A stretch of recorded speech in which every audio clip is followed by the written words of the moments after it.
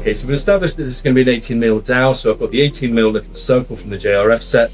And essentially I'm going to put this on the donor site. So you can see here this hemicondyle. So this is from a 24-year-old female medial femoral condyle, so same side.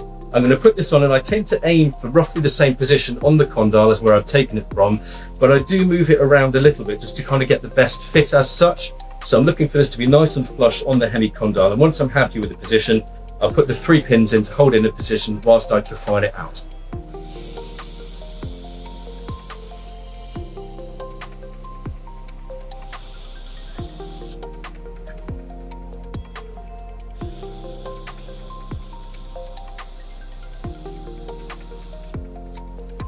Okay, so this is what we've got here. So we've got the circle in place for the 18mm construct, and this is a nice looking graft. So that's pretty much the same position as the pathology in the patient. So we're then going to use the Trefine, which again is 18mm and should go quite smoothly through this. So I'm just going to pop that in there, and then with one hand secure the table and kind of secure the graft, and then with the other hand we're going to Trefine down. So the depth with this doesn't particularly matter at the moment because we're going to make it too big from a bony point of view and then undercut it to get the graft out. When you do that, it is quite important to be careful with it because the tendency of the graft is to pop out of the donor site. So you're going to be a bit mindful of that and make sure you put something on top of it to stop it from popping out. So if it falls on the floor, that is a bit of a disaster.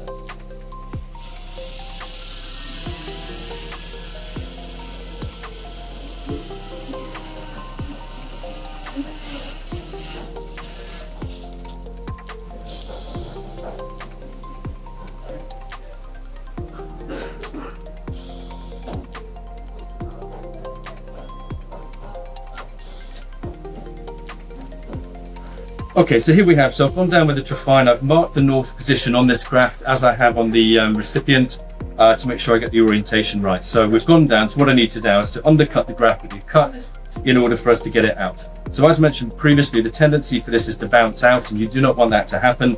So I'm going to put a wet swab over here, and my assistant, Ms. Parviner here, is going to put a pair of forceps on that, just not putting force on it, but just to stop it from going up. So if you mind, probably that, thanks Tori. And my preference is for this just a BTV saw blade. You can use what you like, but I just find this is fairly small and precise, and I quite like it for this job. Then you're going to cut it from the side to get it out.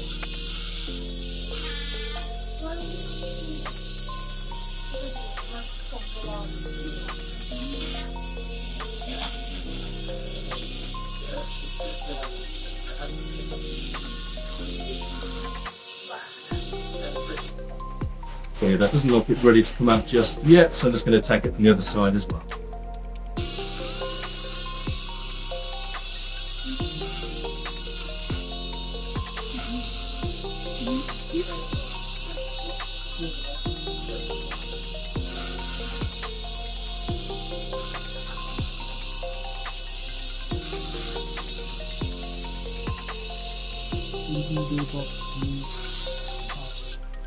So we've got the graft out now. There was a little bit of a faff and I used the dental pick just to get the last bit out, but it's come out quite nicely. So as you can see, so it's 18 mils, we've marked north, but the bone is too thick. So what we need to do now is cut it down to thickness. So what we want is, with our measurements that we've made previously, for it to be 8, 8, 8, and then we'll kind of see what happens with the empty wall. So I'm going to mark out 8 mils on the graft, put it in this clamp, hold it in position, then cut it with a hip blade.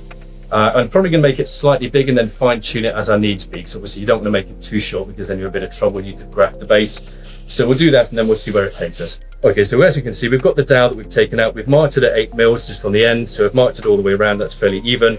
The cartilage obviously goes in this. So the bit that you want to keep goes in this, and then the bit that you don't want goes in this. So we're just going to saw the end off that using a hip blade to get that down to size. So we've cut the graft out now. So it's gone quite well. So I've remeasured it north, east, south. And it's 8 mils all the way around, and as you can see, the west kind of tapers off because it's going towards the notch, which I think will match this patient very well. So I'm pretty happy with that. A couple of tricks I picked up on my fellowship, that if you do need to fine tune this, it's really very difficult to do with a saw. So a bone file is really quite good. If you need to get a differential in the thickness across it, if it's not the same depth all the way around, as sometimes is the case, a bone dowel is really quite useful for that. When the next step really is to get all the cells out of this. So what I'm going to do is put the graft on a swab in a bowl, and then just blast it with a pulse lavage. So I'm looking to put about 3 litres through this to decellularize it as much as possible. Okay, so we've washed the graft out now, so it's decellularized, and you can see it's nice and clean and white. So I've remeasured it, and we are 8 mils all the way around, which I'm very happy with.